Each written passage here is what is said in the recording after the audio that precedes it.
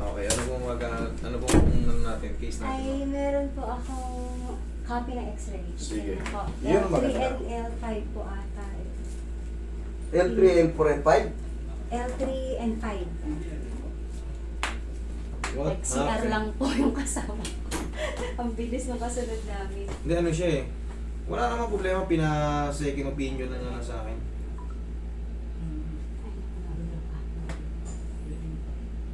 Mild degenerative change, lumbar spine, with evidence of muscle spasm. Po, February po yun, nung sumakay kami tricycle, ang upuan po ng tricycle, kapag nakahoy, yung plywood, tapos na-hump.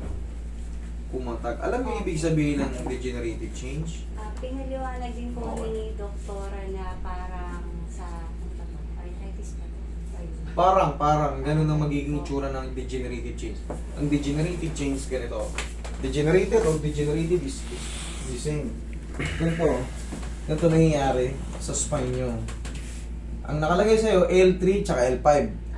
Ang bunga nun, di ba naramdaman mo yung nasalda kayo sa motor, matigas yung upuan nyo? Bang! Yan ang degenerative disc. Degenerative or degenerated, it's the same sa yan ang magkakaroon siya ng yung compression. Pag na-compress siya, tapos yung mga vertebrae mo, para siyang tumanda. Kaya yung sinasabi niya para arthritis, para magkakaroon ng spar yung mo.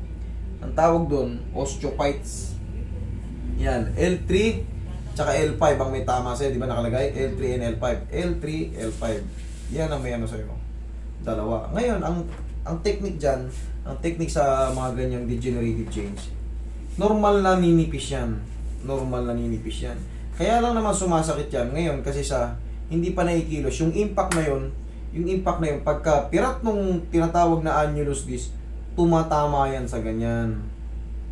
Tumatama yan sa kaya nagkakaroon ng irritation sa back nyo. Nagkakaroon ng impingement na tinatawag kasi tinutulak nitong pagka-compress ng vertebrae, pagpirat niya, syempre yung nasa gitna, lalabas yun kung saan mas maalwan. Eh syempre, pagtulak nun, meron tayong tinatawag na spinal nerve na maiipit. Pag naipit yung spinal nerve, impingement na aabutin mo. Para kang may discomfort na. Kala mo, basta parang may masakit. Paling ka lagi. Ibig sabihin yan, mas pumutok yun dito. Eh, nakaganon pa. Hirap pumaga. Hirap pahiga. Ngayon po Tagilid nga siya, sir. Lakad ka nga, ma'am. Lakad ka, saglit. Ngayon nahalalo kasi nagmayo na lang ako para lang makalakad. Okay, sige, upo ka. Tagilid si ma'am, no? Pansin mo, mas mataas yung dito niya. Ngayon, uminom ka ng pain reliever. Paano natin maano yan? Hindi po, yung pain reliever, hindi yung force muscle spasm. Pero miss. Yung lahat kasi ng halos lahat kasi ng mga medicine natin, ano yan? Oo. Nagkaroon ng mga degenerative change. Tapos, gagaling naman yan, ninipis nga lang yung disc niya. Ninipis na yung disc niya. Kailangan lang yan, may exercise mo palagi. Tiisin mo yung squishin mo lang yan. Kahit Oo, para maging healthy ulit yung kasi may tinatawag na yan eh. Kasi natutuyo to. Hindi na siya ganito kakapal pagbalik niya. Siyempre, may edad na rin tayo, umiidad tayo. Lahat ng umiidad na tao, umihina yung mga pyesa. Umihina yung pyesa ka. Nangyari lang sa'yo, mas naunang nasira, gawa ng yung saltak na yon. Eh, parang hindi naka-ready yung balakang, parang ang luwag. Bigla kang ganun yun. Walang cushion, sir. Walang putsyon, kahoy matigas. Parang kang nun. Siyempre, yung saltak impact mo, ito, malambot tong annulus tissue to, annulus tissue na yan, malambot siya. Okay? Sige. Upo kayo sa ina.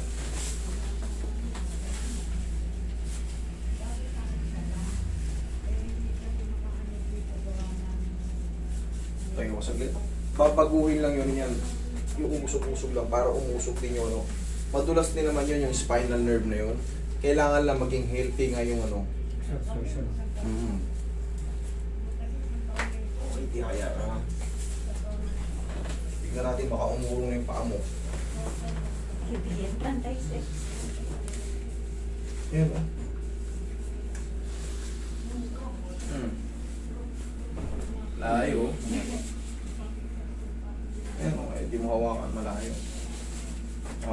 mawala yan.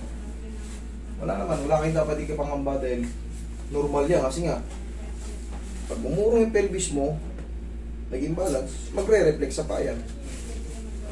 Ayun, pag-upo namin siya ng tagilid na. Pag ano siya, sir, pansamantala, maglagay kayo ng girdle. Ay yung pili kayo nun sa mga online shopping nyo. Kailangan nyo lang muna kasi siyempre, ilang taon na kayo, mami? 53. Lalo, parang pag nag-ano kayo, pag nag-senior citizen pa, lalo pa. Just may 20% discount. 7 taon niya pang i-avail yun. Tagal pa. Tabingi na si ma'am, baka well, letter C na yan pag uwi. So, Relax ka. sa 7 taon, baka letter C na si madam, nakagano si madam. Kaya sabi ko sir, habang kaya ko pa, magpaano ako. Ayan, sumobra pa ma'am. So, Hindi. Oo. Kaya atake na naman yan eh. Okay? Ngayon pa, patagilid ka pa ako ng paganito. Pagkas mahulog. Hindi, malapad yan. Kasya 3 tao ito eh. Basta itatali. Yan. Yan. Kuha mo lang yan. Okay, relax mo lang katawan mo ha. relax na, relax. Oh, relax mo lang. Yan, relax mo lang. Isa pa. Malagot to. Relax na, huwag mo lalabanan. Kabilang side. Pili lang kayo ng ano nun, pagsamantala ha. Kasi kahit naguhugas na siya ng plato, Oo, tagilid siya. kasi may masakit sa ganito niya, nakaganto yung posisyon niya. Pero pag may brace, hindi niya may tutulak na maayos. Relax na. Huwag mo labanan, ma. Laglag mo lang. Hindi masakit. Di ba? Tutunog lang yun, pero hindi masakit siya. Dapa ka. Tapos po yung kamay niyo. Sa gusto mo. Dito, dito. Magkakakonti, ma. Yung komportable. Ayan. Ayan.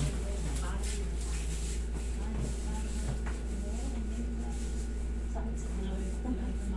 Ano po? Hindi po. Lagi lang po yung ganun. Masakit lang talaga tuhod ko pag Masakit tuhod mo. Kala ko sa ano kasi pababago ko yung posisyon. Pero pagka yung tuhod, mamaya, madali lang yan. Okay naman yun. Tingnan mo sir. Oh. Kahit nakatapa siya, pantay na yan. Ay, na. Baka taklap pala kailangan, ano? Kailangan talaga gaganunin natin parang kasi sumusunod yung pelvic. Eh, laki niya, no? Sumusunod yan kasi pagka kinilos mo na ngayon habang may ipit to, sundan niya kaya, atake mo yan, isusunod din yan. Relax na, inhale, exhale. Isa pa.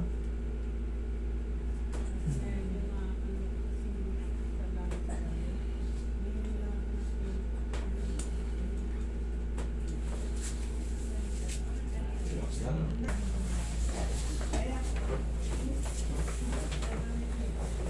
Ay! Pili ka na. Baka bubuko na naman ako. Tapos po yung balakang mo. Tama ba na? Atras mo konti, atras mo konti sa Baba po? pitong. Patay naman mo. Yan, okay. Relax lang eh, relax lang. Don't be afraid. Muffy cough. Ayaw kahadlok. Okay, relax. Inhale. Exhale. Ganun lang. Pero malaking bagay yun. Yan Yan lang. Walang nangyari po. Parang walang nangyari, di ba?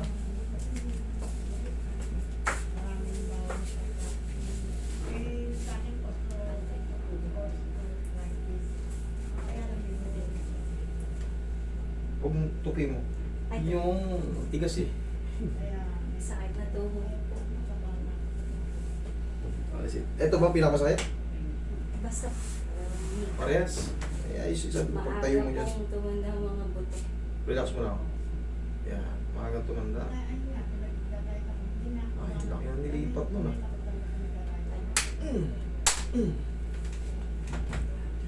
Ano ko eh. Ilahi ba kayo may arthritis?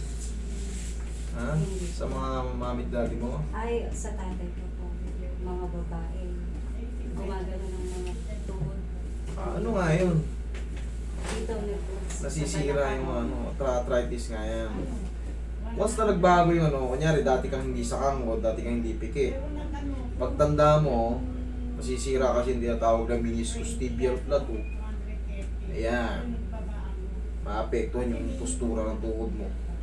Tapos tutunog-tunog sila. Arthritis yan. Arthritis. Normal yun na sure, pag tumatanda na, masalahin talaga. Mas mano siya, mas mabilis siya mag-trigger pagka talaga sa pamilya nyo meron kayong ganyan. Hereditary yan eh. Pati yung mga high blood, diabetic, hereditary yan.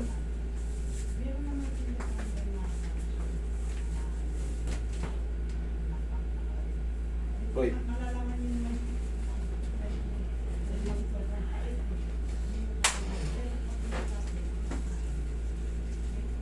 aalog-alugin lang naman yan. Tapos,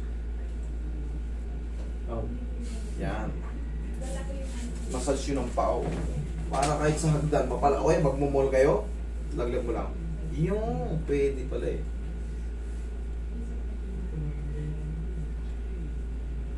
Tapos yung sir, bilhin nyo lang siya ng ano, ang samantala. Ano na, parang garter lang siya na ano. Oo, may ano yung sa likod eh. May, parang may mga fiber na. Oo. Ganun. Hindi niya lang siya. Mura lang yun. Dagay siya. Ang support para dito. Oo. Oo, kasi kita nyo? Yung hesitation nyo? Dapat patagilid, ano? Oo, tukod nyo yung mga malalakas nating sikot kamay. Kasi pag ganito, kahit wala kang sakit, oh. Tignan mo, pag okay, tayo. Bigla tayo, bilis. O, lakad. Oh. Meron. Meron difference. Oh, lakad mabilis. Mabilis. Oh. Oo, eh, ang walking ko talaga mabagal lang. Pag matagal ako, Sir, ganito chinelas, sakit dito. Iba na yun ngayon. Alam mo kung bakit sumasakit dito? Kasi nga imbalance yung lakad mo. Nakatagilid ka eh. Sobrang sakit. Para, siyempre, bumabaw yan kapag yung puwersa ng bigat, dyan lang palagi. Siyempre ngayon, oh, napakaramdaman mo, iba na hindi, may difference. Tsaka, pagka ano, pag may lower back tayo, minsan, pagtatayo tayo, kailangan pa natin. Parang pipektosan para Oo. gumana yung ano. Mga ilang seconds. Okay.